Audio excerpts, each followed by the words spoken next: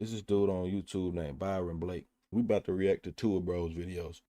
Over the past few years, 1090 Jake has found himself in a position as the final authority when it comes to breaking down the paperwork of cases related to hip hop and hip hop artists. His career was launched after an interview with Lockdown 23 and 1, in which he told many gruesome prison stories, one of which was the tale of how he got his face slashed by the GDs for refusing to accept another member of the Bloods. Now, I consider myself a pretty good listener. So one day, while listening to Jake tell this story on Vlad TV's platform, I noticed that it was different from the first time that he originally told the story. So on today's episode of 1090 Jake Exposed, we will once again take a look at his interview on Lockdown 23 and 1 and break down his story. Now let's get to it. During this interview, Jake would not only tell the story of what led up to him allegedly getting his face slashed, but he would also tell the story of how it happened, specifically detailing where he was positioned and where other people were positioned in an attempt to explain how someone was able to come up behind him and slash his face, allegedly. And that's to be expected when telling a story. You know, you want to give specific details. It makes the story more graphic. And to be honest, it's this graphic storytelling that helped catapult Jake to the next level. But let's listen to this story. And push come to shove, we was on the top tier in our block. We got to go down the stairs. So all the GDs, they all lining up behind me. There's no way I'm going to make it to the back of the line. They're not going to let me, more or less. And the fake blood is in the very back of the line. I'm naive. I've never been hit up at this point. You know what I mean? I've never been touched by nobody except fighting. So when we get to the stairs, mind you, I'm limping down the stairs. All of a sudden, I feel something just touch me. Now, in this version of the story, Jake says that the GDs were all in line behind him, not allowing him to get in line behind them. And that All right, I'm gonna say that I'm gonna drop this in there real quick. I don't know if they're gonna touch on it, but I can speak to this. Bloods, Crips, they do whatever they want to do when it comes to put motherfuckers down and shit. But GD, Vice Lord, BD, Stone, Folk Hunter, Cobra, all that shit. No, you can't be. There's some ethnic clearances that you have to make to be a part of these. You know what I mean? It ain't no shortcuts to it. If you're white, you can't be no GD. You could be a royal. You know what I'm saying? But you can't be no G. Basically, from a perspective of a white street dude who want to be down with black gangs, it's not hard for a white one to have some to have a prejudice, to feel some type of way about GDs or any other people or folk nations. the guy who allegedly cut him was all the way behind them. In this version of the story, Jake sounds like he was completely aware of his surroundings. He knew where everybody was and was keeping his eye on things just in case something popped off. Also, keep in mind that Jake is claiming that all of this started because there was a hit put out on him for refusing to click up with the GDs and for refusing to accept another guy as a member of the Bloods. Now, let's listen to the version of this story that he told during his interview with Vlad TV. So he puts the hit out. The next morning when we're going to chow, I got a raise and everything, so I'm ready for whatever. I'm coming down the stairs. All the GDs are in front of me. They're like 10 deep. And there was some other people behind me. I didn't see the kid come out of his cell, so I didn't know where he was at. I start coming down the stairs. I just feel a swipe. So I felt air. Hey, I'm gonna get right back to it, but I just want y'all to know he telling somebody else's story. This was never his story. He's telling somebody else's story, and we're gonna get that later. Inside of my face where I've never felt it before. So I knew something was up. In this version of the story, Jake is claiming that the GDs were all in line in front of him, and the other guy who allegedly cut him was nowhere in sight. He didn't even see this guy come out of his room. That doesn't sound like the same situational awareness that he had in the first version of this story. I want to play these two clips back to back just so you can fully understand how big of a leap this is in storytelling. And then I'm gonna break that part down too. But let me run these two clips back to back for y'all. And push come to shove, we was on the top tier in our block. We got to go down the stairs. So all the GDs, they all lining up behind me. There's no way I'm going to make it to the back of the line. They're not going to let me, more or less. And the fake blood is in the very back of the line. I'm naive. I've never been hit up at this point. You know what I mean? I've never been touched by nobody except fighting. So when we get to the stairs, mind you, I'm limping down the stairs. All of a sudden, I feel something just touch me. So he puts the hit out. The next morning when we're going to chow, I got a raise and everything, so I'm ready for whatever. I'm coming down the stairs. All the GDs are in front of me. They're like 10 deep. And there was some other people behind me. I didn't see the kid come out of his cell, so I didn't know where he was at. I start coming down the stairs. I just feel a swipe. So I felt air inside of my face where I've never felt it before. So I knew something was up. If you ask me, this example of how Jake tells his stories is a perfect example of how he was able to catapult himself using the Lockdown 23-in-1 platform. I don't believe that Josh or Death or whatever he likes to be called, no disrespect to him, I like his platform, but I don't believe that he... Yeah, shout out to Death, man. I don't know if y'all used to watch Lockdown 23-in-1, man. That's one of the white boys. I fuck with him tough, man. I liked him, man. I ain't gonna say I hate nothing, but I don't know what happened to him. He was the one responsible for bringing all these motherfuckers to the forefront. He put a lot of motherfuckers on. Big Hurt. He put so many motherfuckers on.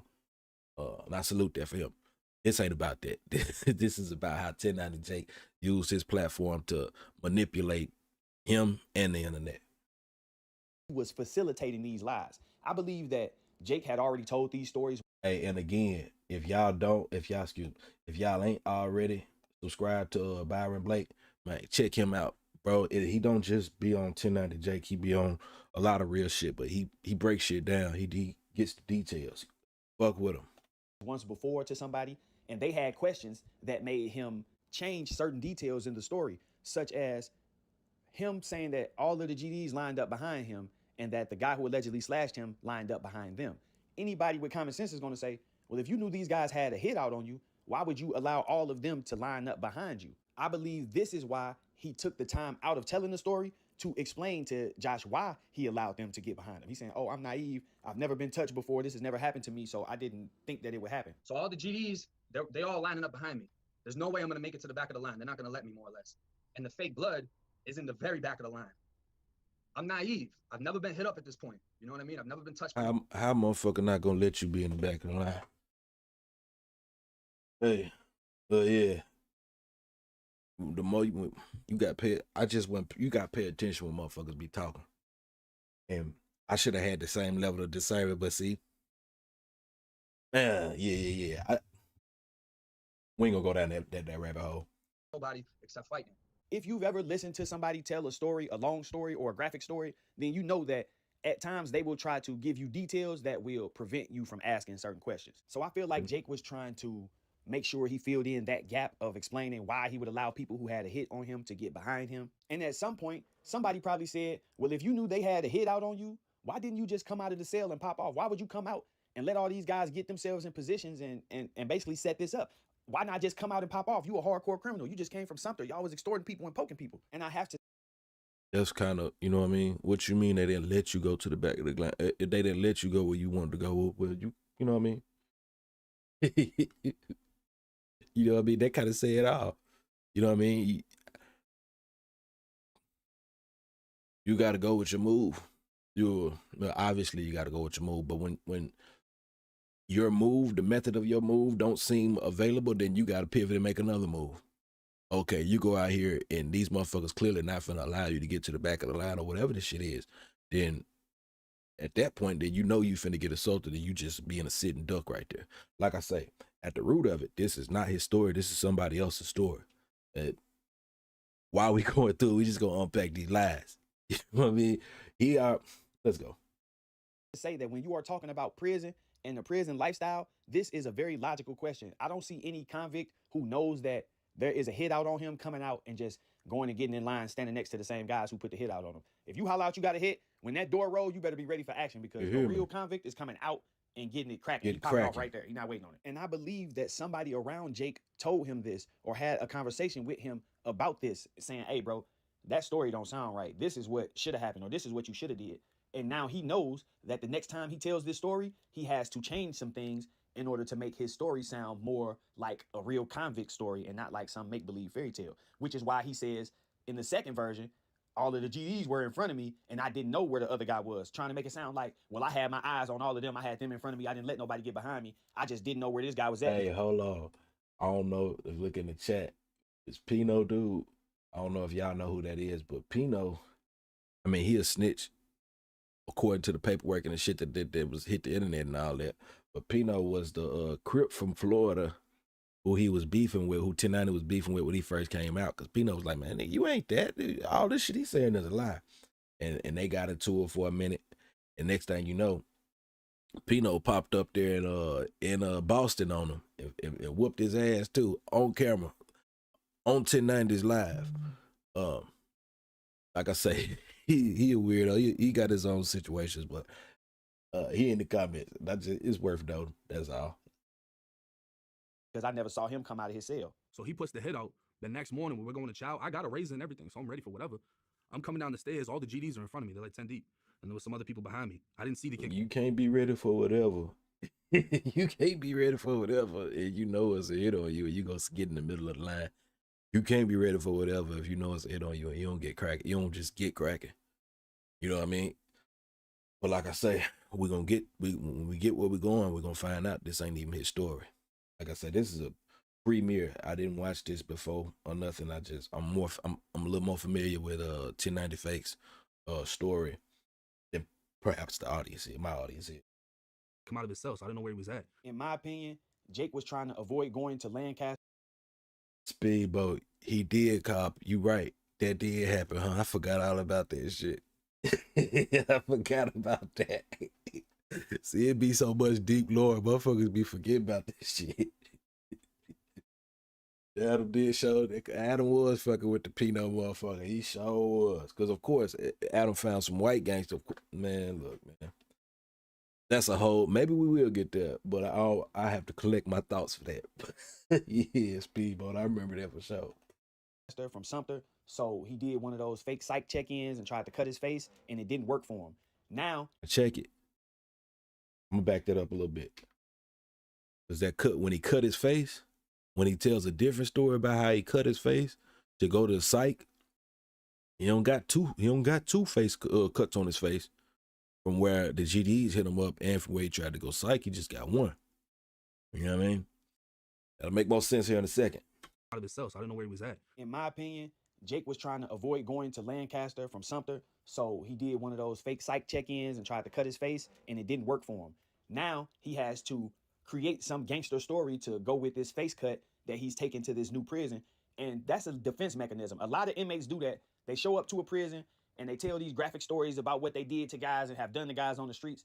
That's a defense mechanism. It's designed to make people think you're dangerous, they should stay away from you. And this usually only happens with guys who don't have a car or who don't have a gang or a clique to align themselves with when they go into the systems. People who have a body to attach themselves to don't have this issue, because as soon as you come in, you link up with your guys and people see, hey, if he down with them, he must be official. This is how they moving around here. Jake probably told this story to a few friends and family members, and it was a hit. It came off as one of his better prison stories. And so when he had the opportunity to tell the story to Lockdown 23-1, he told it. But that large audience subjected him to more scrutiny. So reading the comments and trying to adjust the story to where it has no holes and people can't pick at it, when he goes to Vlad TV, he tells the story again, but this time he makes some changes to where people can't question the story as much. It sounds a little bit more believable. With that said, I found it even more funny that by the time Jake made it to No Jumper with this story, he had just covered all bases. No more, why did you let them get behind you? Or why did you let them get in front of you and distract you and not know where dude was at behind you? Now he covering all bases. Now the GDs was in front of him and behind him. Listen to this. So he put a hit out, and he did it in front of my face. I'm in the cell. I can't get out of the box. He's like, hey, I got 50 on his head right now. Yeah. So I'm yelling out, who gonna take the hit? Everybody's quiet. That next morning when we all lined up, the GD.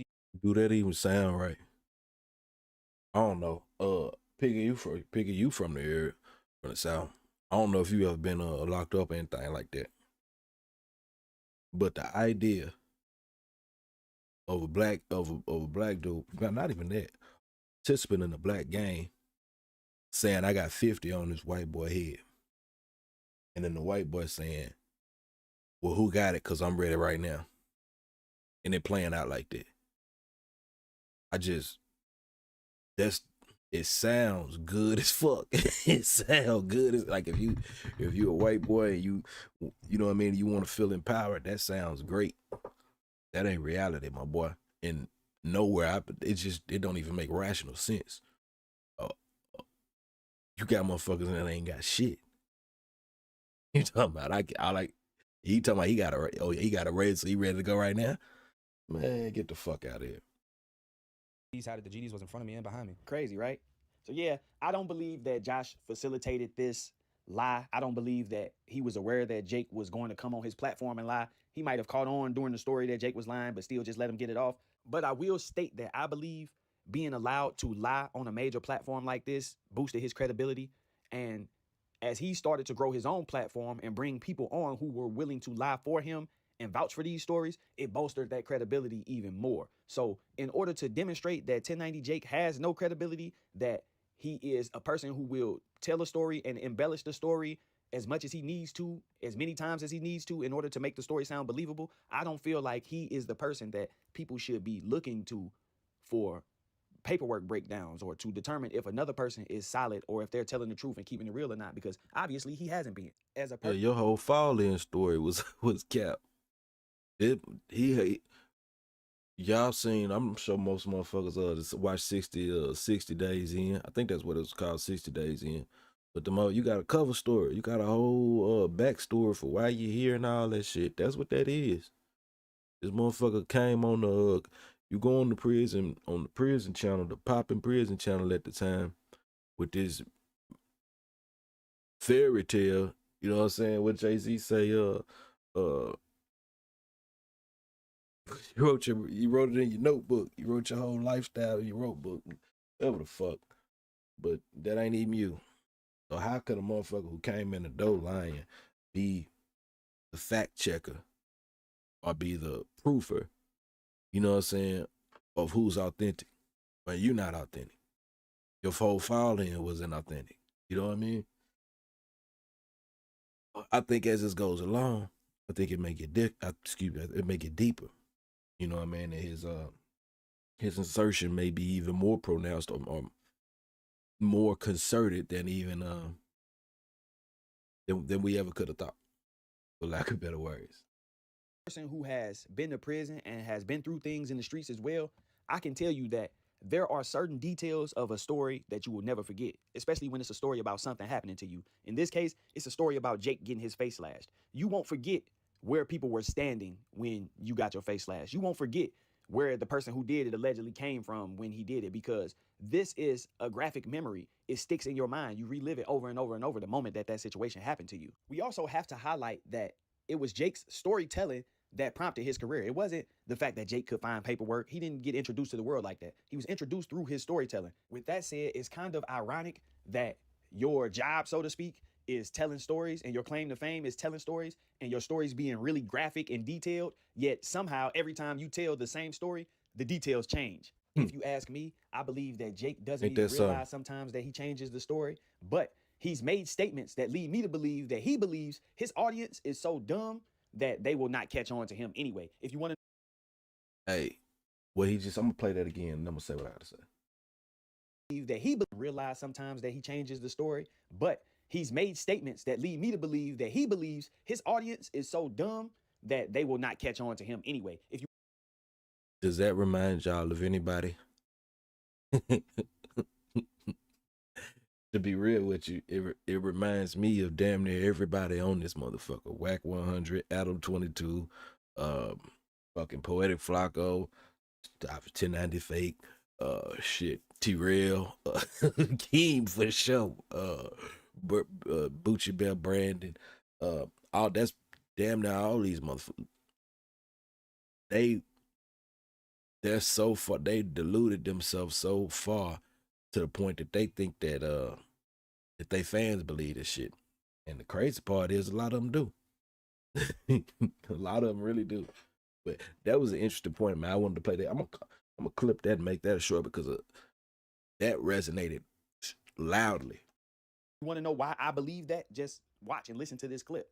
It is kind of a weird thing for you to put yourself into the position of being like the guy who's sort of in charge of saying who did the right thing or did the wrong thing in hip hop, right? Is that ever a lot of weight for you to take on? Nah, because I don't really carry that weight. That's something that people try to put on me. Like, who put him in charge? Nobody put me in charge. Yeah, I just figured out how to do get whatever this you shit. want. Yeah, because a lot of the people that criticize what dude can't read a piece of paper. That's why you ain't in charge, because you can't read an arrest report. You don't know how to talk, never mind read. So if you could figure it out, then you could start doing what I'm doing. Well, Jake, I'm here to say that you have run into somebody who can read and knows how to articulate themselves. I have great knowledge of the law and know how to read and interpret a police report as well. With that said, see,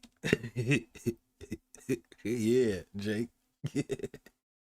See, that sounds good when you in the context of it ain't a lot of white people in black gangs and shit, so I'm unique and no, motherfucker.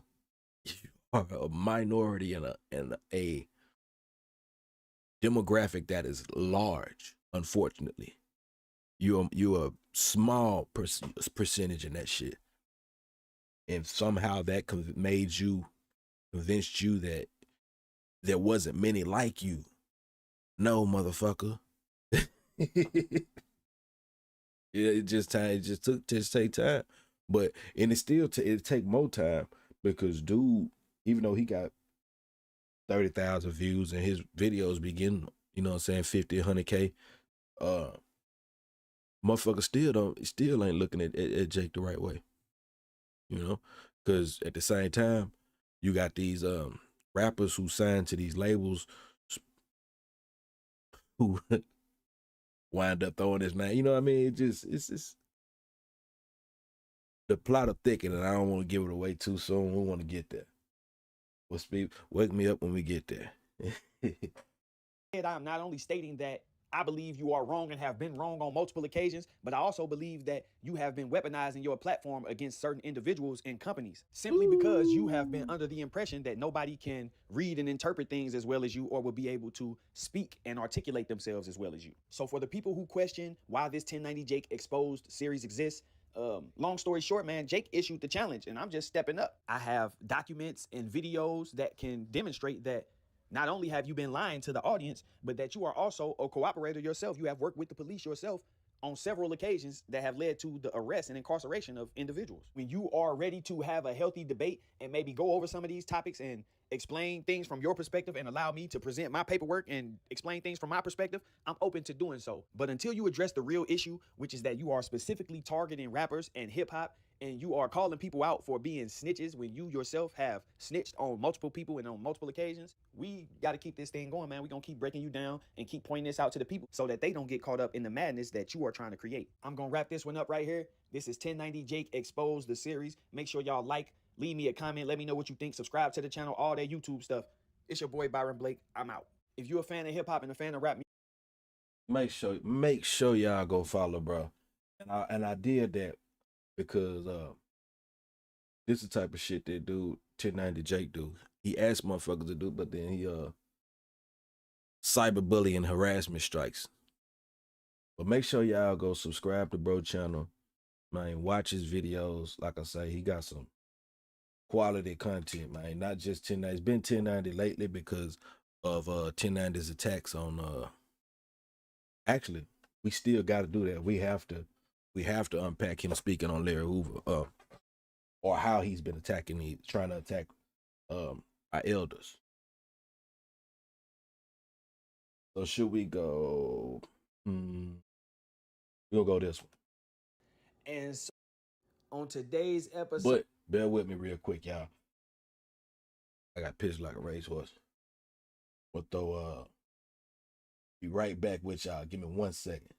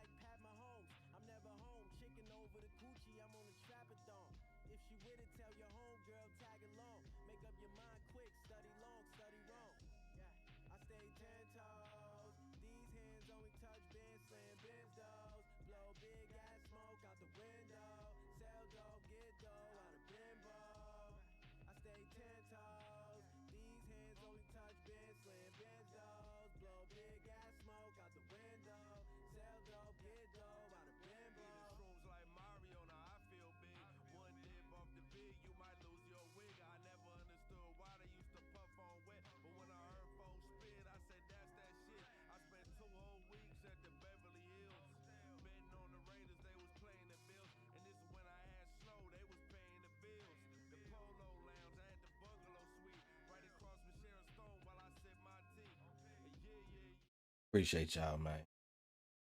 Now where were we? So we did all that, man. I had to get that one because that was a good one to get y'all to follow in. But now the whole reason this was what we wanted to talk about today, what we were going to react to. So this is 1090 Jake proof he lied on Larry Hoover for contact and attacking senior citizens is his MO. And if y'all put it in the chat, let me know if y'all want to go and actually find out the story about him getting cut, about the actual person whose story that really was. Because I do need to react to it. I want to react to it. I'll either react to it on here, or maybe we'll save it for next week and we'll just do a segment on him. We'll cover that next week. If y'all let me know in the chat that y'all want to see that y'all want to react to that next, we'll react to it next. But if not, I'll just react to that on the 6th episode. But let's go. So the 1090 Jake exposed. We will take a look into James Highsmith's response to 1090 Jake's video, and then 1090 Jake's response to James Highsmith. If you ask me, this is the perfect example of what I've been telling you all about 1090 Jake, which is he likes to weaponize his platform against people. He has continually expressed that he has a dislike for the GDs, and so I believe that this attack on Larry Hoover's character is a reflection of that. In the video that Jake made about Larry Hoover, he included clips of guys dancing and guys celebrating the fact that bro, if y'all didn't just see what I just did, he don't talk that fast.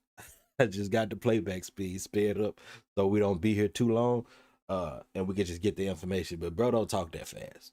Just in his defense, Larry had his sins commuted and was kind of mocking those guys for using the term Larry is free, not understanding that even if he's still incarcerated, coming from ADX, going to any other prison, not to mention a state prison where you get to move around a little more throughout the day and stuff, is freedom. You would think that one who claims to be so entrenched in the prison lifestyle and have an understanding of it would understand that, but let's keep going. What I want y'all to pay attention to is how, even though Jake claims that he did all of this research and fact checking about this incident, he still took it upon himself to take this news article and report the situation as if Larry Hoover had actually cooperated with the police, despite the fact that there are multiple sources out there that quote James Highsmith as saying Larry Hoover did not tell on him. Some of these same sources identify Mr. Highsmith as a BD or a member of the BDs or the gang that came before the BDs. I'm not sure how accurate that information is, but I believe Jake was aware of this information and thought that maybe Mr. Highsmith would be happy for some clout, or thought that maybe the younger generation of the BDs would be happy about this storyline being put out here. And as a result of thinking that way, he expected to get a lot more support for this video than he actually got. Now, even though Jake just went on this rant about how he got 30 and realized how uncool gangbanging is, and even though he's always claimed that his videos were about sending the youth a message,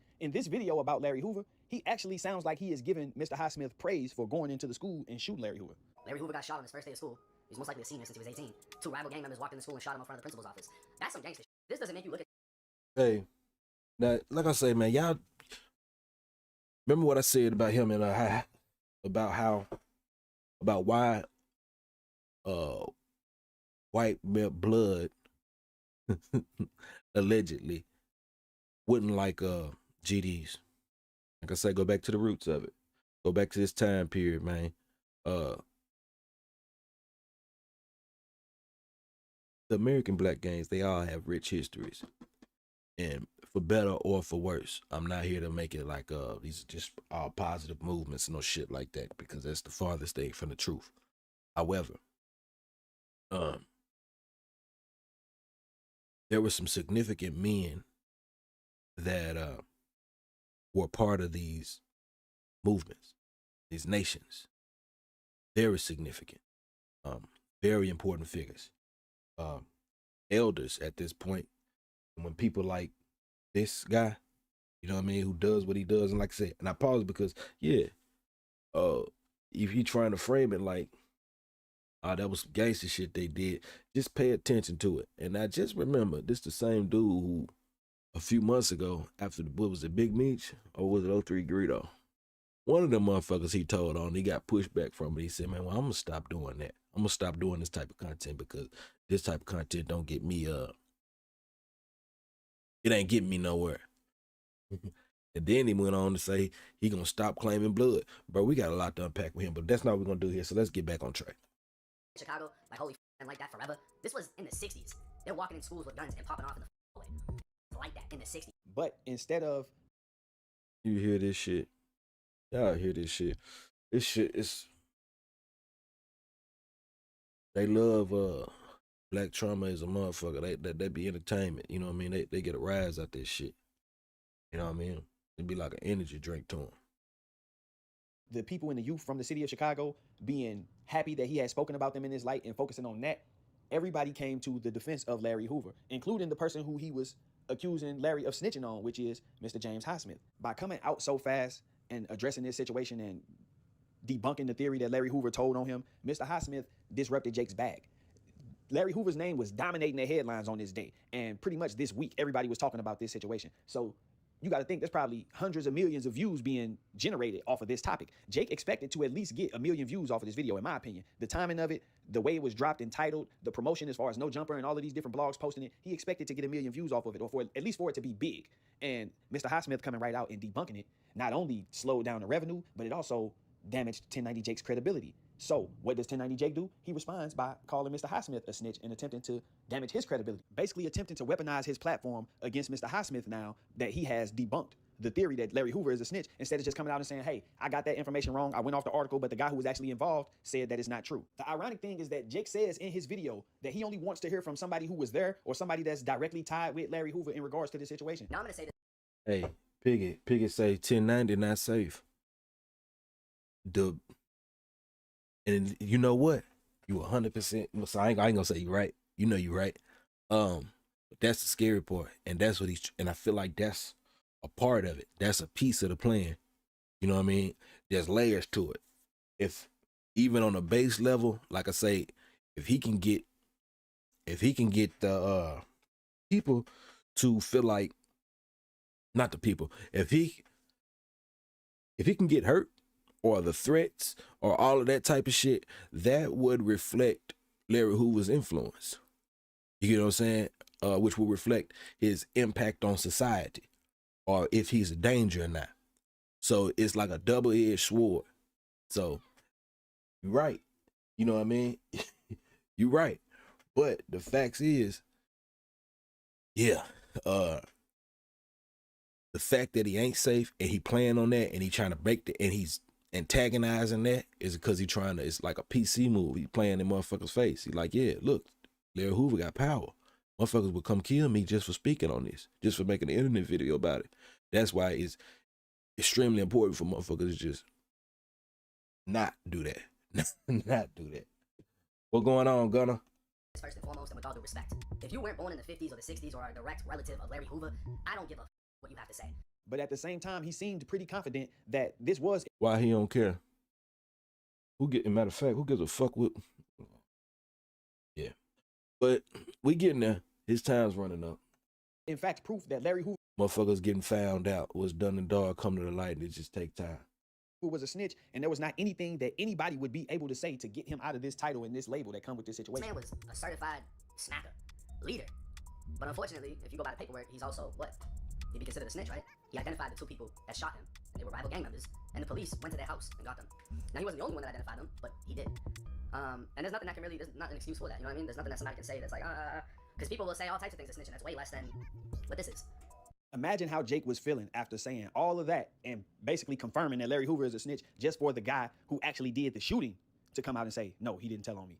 To me, Jake's response to Mr. Highsmith proves that he had an agenda all along. It was not just about bringing out information. Piggy say it's a play to get him back on the Supermax. Guys gonna stall him out. Always there's one that's gonna do something. Think about them when they had them Black Lives Matter marches and shit. Not marches, but the riots where the white motherfuckers with the masks and all that shit be out there tearing shit up, burning buildings and shit down. You know what I mean? You gotta think about it. Look at it from that lens too. You know what I mean? It's a cold game them motherfuckers play, man. It's a cold game. But yeah, man, it's a cold game. And bringing people to fact shooting to come out and say, no, he didn't tell on me. To me, Jake's response to Mr. Highsmith. Now, at the forefront of all this shit, we're going to get back into it, but remember, and this, I'm going to let Byron get there. I'm going to let him get to that point before I make it. Proves that he had an agenda all along. It was not just about bringing out information and bringing people to facts, because the second his facts were checked, the second he was put on blast for having the wrong information, he responded with hostility. Even if Mr. Highsmith did cooperate in a case, I can't confirm nor deny because I'm not familiar with him and his situation. But even if he did, that does not change the fact that he's saying Larry Hoover did not snitch on him. The newspaper was lying. They call it an ad hominem attack. It's a type of logical fallacy. So when somebody tells, or when you correct somebody's lie, and then they pick something else, it could be truth, it could be whatever the fuck it is, but they pick something unrelated to what the fuck y'all talking about to discount or dismiss the valid point or the critique that you made. That's called an ad hominem attack, and it's a type of logical fallacy. Just, man, I try to present this shit so motherfuckers can know, because you'll experience this shit in your daily life, whether it be with your employer or your significant other, whoever the fuck it may be. You know what I mean? A lot of motherfuckers, the American way is logical fallacy by and large. But I just want to throw that in there. Let's go. And nobody has produced any proof that Mr. Highsmith has a case and was charged. Nobody has produced any proof that Larry Hoover made a statement. Nobody has produced any proof that Mr. Highsmith was convicted as a result of this. So the end result is still 1090 Jake is wrong, no matter what other information you put out about other people. And like I said, this is just proof that Jake was not here to bring us the facts. Jake was here to tarnish the reputation and character of Larry Hoover. Because if not, what's wrong with coming out saying, hey, I had that information wrong? You want the information to be right, obviously. And this is just a continuation of what Jake has been doing all along, which is deflecting. He wants everybody else to be a snitch because he knows what he did. He knows that he told and is telling, and he knows. Hey. I love this nigga, man. I don't know if y'all know what y'all looking at on the screen right now, but this is 1090 Jake's. That was 1090 Jake's grievance. He got his head, but when he got his head with the rock in the sock, this is his grievance. And 1090, I don't know if y'all remember this, 1090 did the whole videos like, that's a grievance. A grievance isn't paperwork, so that's not snitching. The grievance about you making a statement about a motherfucker busting your head, you know what I'm saying? That wasn't paperwork, so that's not snitching. Yet you standing on a newspaper article. Let's go. That he will never be accepted in certain circles, no matter how hard he wants to portray himself to be that type of person. So he's attempting to just bring the whole world down. You know, and it right. seems like he has That an was agenda against different. black people, and that's because he actually loves black people. I don't think that Jake is racist. I think he's just bitter because he's not accepted in certain black communities. You could go bitter because he not. Remember I said earlier about GDs don't accept whites, and it's not a racist thing. It's just the structure of it don't align with it. I ain't gonna say, well, yeah, that just don't align with the structure. But that's what I was talking about. Motherfuckers feel outcasted from that. And instead of just respecting that, you know what I'm saying, you really showcase how you really feel about motherfuckers when you go to attack them. You know what I mean? You don't fuck with it. Sinners. I don't know if y'all seen it. I think I might have said this already. 1090 Jake is Irish. That motherfucking vampire in Sinners is Irish. You know what I mean? Just, hey, man.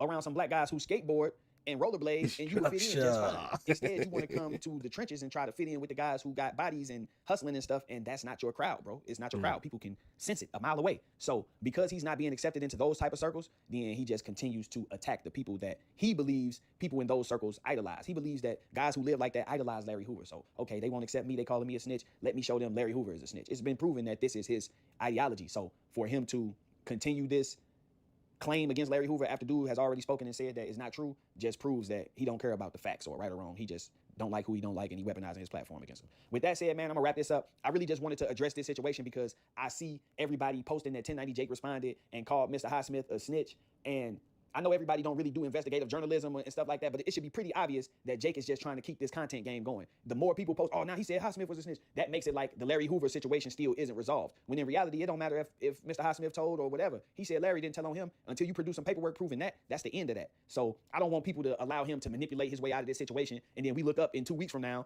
everybody watching a video about James Highsmith on 1090 Jake's channel, which is what I think. I think right now he researching James Highsmith and trying to put together a documentary about him, because people are saying, well, he said he didn't snitch. So now he can come back and say, well, y'all was acting like this dude word means something, and like he really somebody, and like he an outstanding member in the community. And the crazy part about it is Jake seems to be mistaken the amount of respect that Mr. Highsmith gets for being related to his gang activity, when in reality, all I've seen people give him praise for is his community activism now. People congratulate him and give him praise for being that type of person who was able to turn his life around and be the type of person he is now. Not to mention, both he and Jake ain't gonna never understand on shit like that because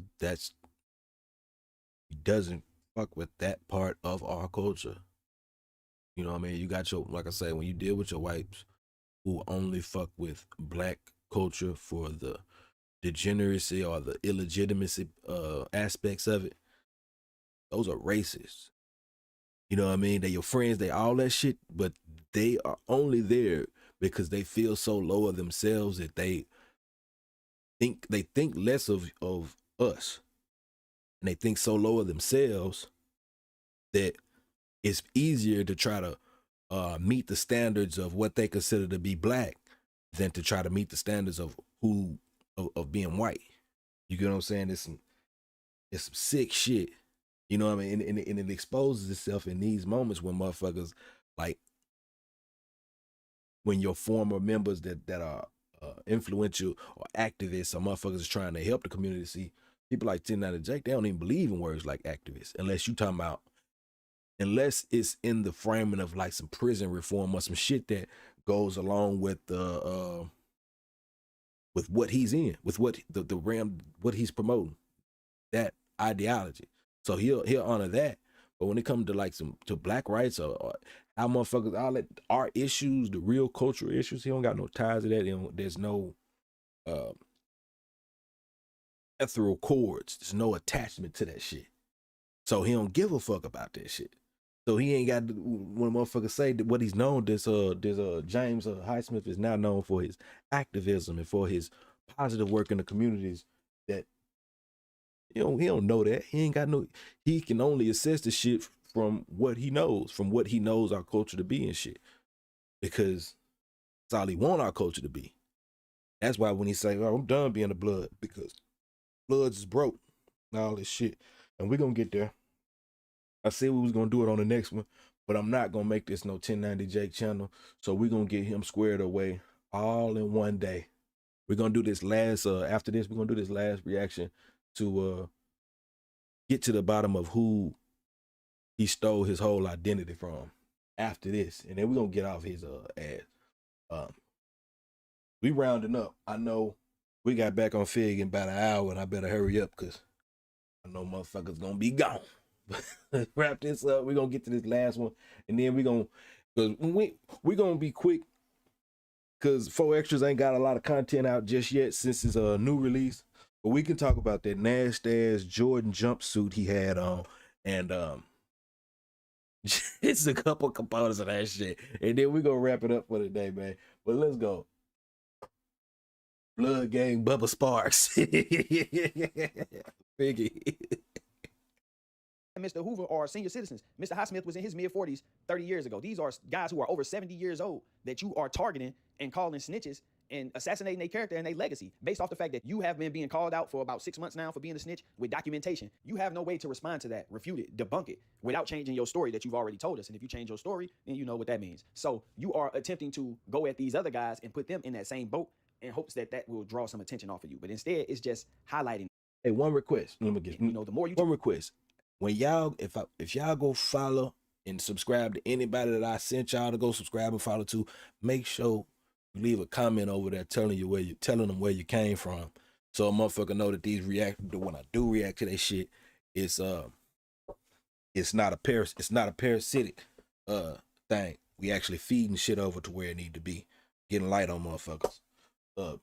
Just want to throw that in there, man. If y'all ever not only Byron but anybody that I show y'all to, and y'all actually, if y'all not subscribed to them and I'm turning y'all on to somebody new, let them know where you came from. That's just as a favor to me. Talk about who else is a snitch, the more you upset people and they just like, man, this dude is a snitch. Why he keep talking? With that said, man, look, you might want to just stop, man. You probably should just come on out and say, man, if I was you, I would come out and say, hey, I got that Larry Hoover thing wrong, and leave it at that, bro. But doubling down on it will probably hurt your audience more than you think, because you not only remove the people who are fans and followers of him, but you also showing other people that you can be wrong and not correct yourself. And whether you believe it or not, people come to you for information. Nobody's coming to you because they just like the way you look, bro. They coming for the information. So if you get a reputation for giving bad information, then, so yeah, if I was you, I would come out and say, hey, man, I got that Larry Hoover thing wrong, and leave it at that. But it is what it is. the more you do stuff like you're doing, the more you front your real agenda. Make sure y'all leave me a like, a comment, subscribe to the channel, all of that YouTube. Yeah. Yeah, we got, like I said, we got one more we're gonna do. We're gonna so we can get off of this. And I ain't gonna say we'll never come back to him, but I'm trying to get to a point to where we gotta, at least everybody that's really tapped in with us, have a thorough understanding of who the fuck they dealing with. You know what I mean? I'm gonna clip this down, and it'll wind up being, after this one, I'll clip it down, and we'll have 3 different pieces of content. And hopefully these will be inclusive enough to give motherfuckers a good synopsis of who 1090 Fake is, and it'll send y'all to the platform to where y'all can get that more in-depth understanding of who this fool is. Now where was this last one? Can't take what he's dishing. That's one real reasons. Real reason he stopped claiming blood. Damn, actually there's 2 more, cause man, yeah, y'all gonna probably tap out when backonfigg, cause I got 2 more I gotta do. I have to cover how he took down Sex Money Murder, cause most of y'all don't know. Whack 100 took down the 60s in LA, or he helped. And 1090 helped take down Sex Money Murder Bloods in Florida. And this ain't no bullshit. Yeah, this ain't no bullshit. We gonna get into it. Hey, Piggy, appreciate it. Yeah, we finna cook it up. I can't leave this half cooked. I can't leave this meat undone. Do we start with why he stopped claiming blood? Yeah, let's.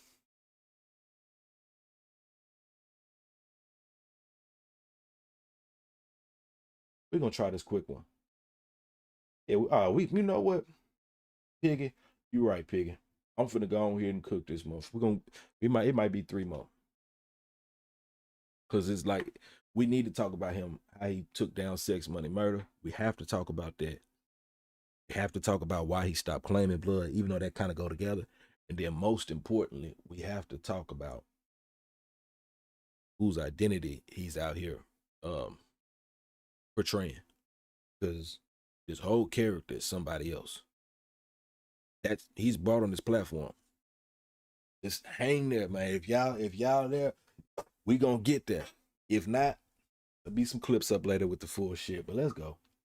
Internet sensation 1090 Jake, aka Jacob Cherry, making his appearance on the news will mark the beginning of the end for these alleged Sex Money Murder gang members and their alleged prison drug operation. This interview will air on January 21st, 2020, and Jake will highlight K2 as the most prominent contraband. Easy is it to get drugs in a Florida prison? Every single compound I hit, there was all types of drugs on there, whether it's prescription pills, Molly, some spots there was cocaine and meth, but nothing more common than K2. Jacob Cherry, a former inmate, posted the videos to YouTube. That's a criminal talking. Allegedly, that's a convict talking. That's a motherfucker that had been incarcerated. You get what I'm saying? That's reporting. Reporting to the news.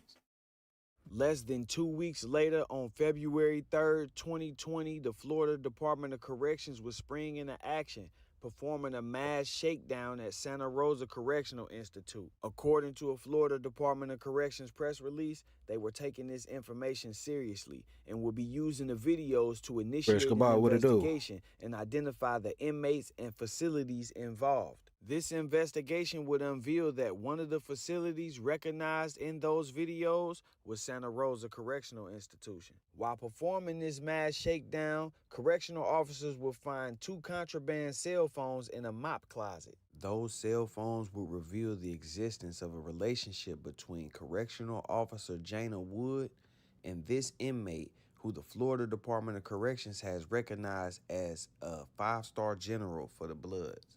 Although this information was uncovered in February of 2020, the Florida Department of Corrections still had to allow time for the investigation to run its course. So Correctional Officer Jana Wood was not arrested until June 18th of 2020. This would mark only the beginning of trouble for Sex Money Murder, as the Florida Department of Corrections would perform cell-bright data extractions on those cell phones as well. Those cell phones would also reveal that the Sex Money Murder Bloods were allegedly running a K2 operation, not just in Santa Rosa Correctional Institute, but in institutions all throughout the state of Florida. The investigation would continue into 2021, at which time the Polk County Sheriff's Office... That'll bring us up to speed now. I'll just make sure everybody's on the same page. 1090 Jake claimed sex, money, murder, blood. Or he came home banging sex, money, murder, blood. And he came home and he did the investigation. It did the investigative report with the local Florida news. And then from there, that's how we got here. Just want to make sure we all on the same page, just in case anybody just not getting here. Was advised by the Florida Department of Corrections that based on information that they had learned during this investigation, they had been monitoring emails from the JPay account of Tanisha Fisher from November to July of 2021 and had discovered the existence of a possible conspiracy to introduce K2 paper into multiple facilities in the Florida Department of Corrections. Further investigation would reveal that Tanisha Fisher, aka Lady Guns, was actually the female companion of Donahue Stevenson, aka Murder Guns, who was also incarcerated and serving his time at the Santa Rosa Correctional Institution. The department would begin monitoring mail between these two, and at some point they discovered what they believed was Donahue Stevenson instructing Tanisha Fisher to provide inmates at his facility and other facilities with K2 paper. At Columbia Correctional Institution, a greeting card that appeared to be dipped in an unidentified substance was confiscated. The sender of that greeting card had listed their name as Tanisha Fisher. And in a letter confiscated by the Florida Department of Corrections, Donahue Stevenson had written to Tanisha Fisher, "Make sure you send my nephew some cards for his birthday." The Florida Department of Corrections took this as Donahue Stevenson was instructing Tanisha Fisher to send greeting cards dipped in K2 to Columbia Correctional Institution. While investigating... Now, I'm just slipping in here real quick. Without context, right? With just the investigative report, it don't seem like much. I mean, if you know better, it do seem like a lot. But then when you go and actually see the paperwork and what's in the paperwork and how it's directly related to, and this goes right back to he said the main thing that's coming in there was K2. Now, I thought these was your boys.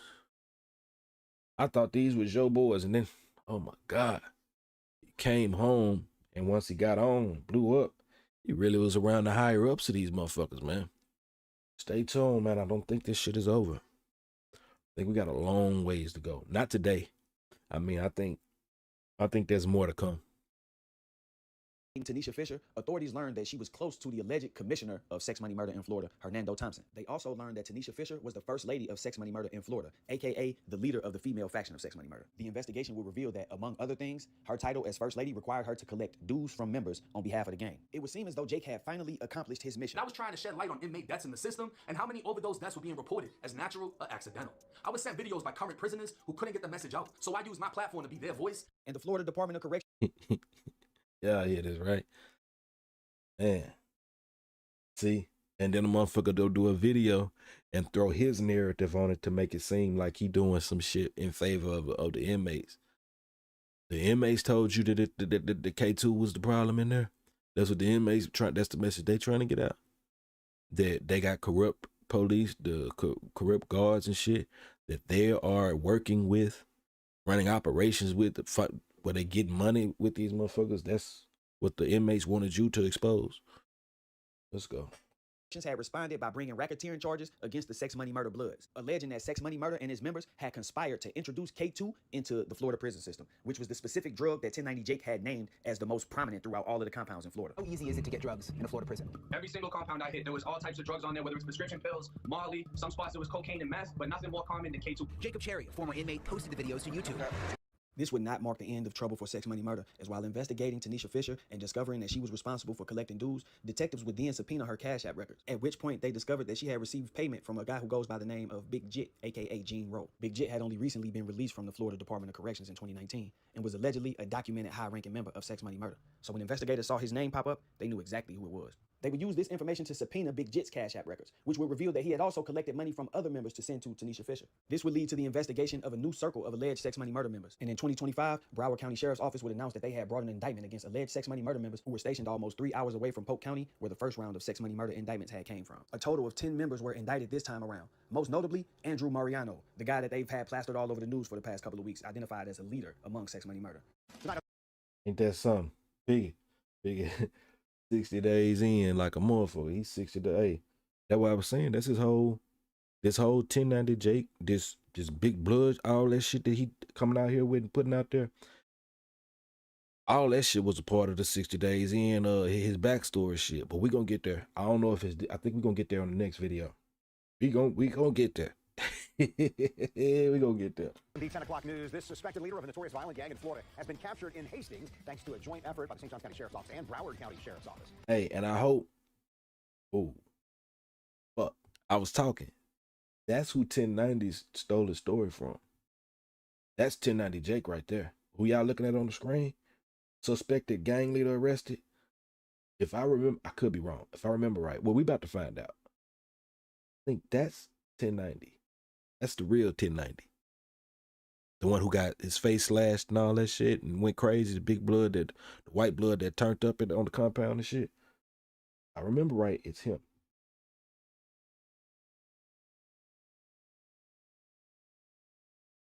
23-year-old Andrew Mariano was arrested when the two agencies raided his home. Investigators say Mariano is one of 10 suspected senior leaders of the sex, money, murder, blood gang known as SMM. Big Jit would also be indicted and charged with planning or directing the activity of a criminal gang for allegedly collecting dues to send to Tanisha Fisher, which was information that they found out during the first investigation. Now, after my first set of videos, I got bombarded with questions in defense of Jake, one of which was, how do these investigations directly tie to 1090 Jake's news interview? So the purpose of this was to not only demonstrate that, but to also demonstrate that these two investigations were also directly tied to each other. I personally have no doubt in my mind that 1090 Jake is responsible for these investigations and the indictments that followed. At the same time, I don't believe that the industry just turned a blind eye to this either. I really believe that 1090 Jake was able to get away with this for so long because nobody was able to produce paperwork or, produce information about officers who had been charged. And the reason I believe that's the case is because the cooperation chain continued.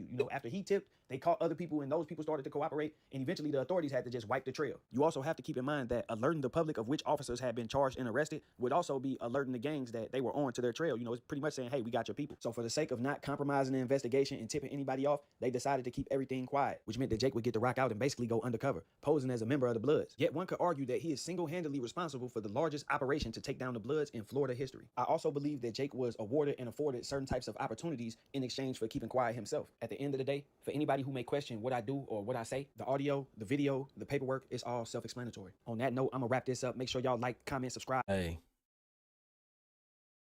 Like I said, I knew he was a liar from the origin story, but now to this breakdown, whole operative. That's why I'm saying y'all got to go follow Byron Blake. Like I said, this is part of a series, but he do other content. But you can see, my boy do his research and he narrowing it down. A lot of motherfuckers need to know about this shit. Dude. Yeah. And he layering this shit out, he structuring it well. But this is exactly what it is. But what it just said about how that's kind of, I don't be wanting to touch this shit because I know the influence, but that's kind of what that's my thoughts on Whack 100 as well. He got a lot of very similar situation going on with this shit. I'm just not touching that one not until the ball start rolling downhill, and then we'll go dig into those most scandalous Los Angeles clips. I throw it out there. Y'all can go look into that and get a head start. But when the time comes, but that shit goes so high, I don't even want to. Until Reggie get picked up, if he ever get picked up, I'm not even touching it. But when we do get there, well, I ain't gonna say I ain't gonna touch it. It's gonna take a lot of to get me to want to go into that. But there's a lot to unpack there, and that got there's a lot of similarities in how access and shit is afforded in that situation is. But from there,